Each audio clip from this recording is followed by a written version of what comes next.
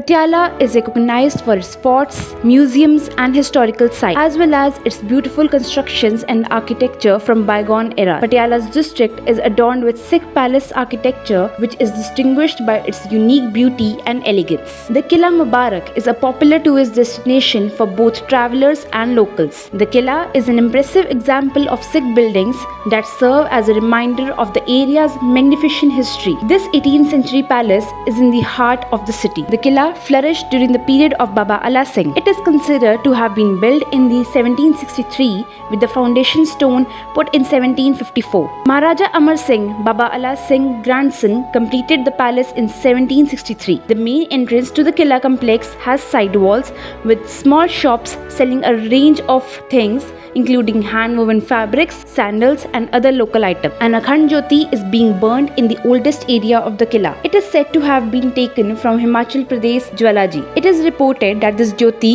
has been burning from the last 250 years. This Jyoti is regarded as Patiala's protected power. The inner fort Qila Androon. As the name suggests, it refers to the inner fort. It is a primary palace building and serves as a palace living area. The entryway to the Qila Androon is ornately adorned with floral motifs and is a powerful building.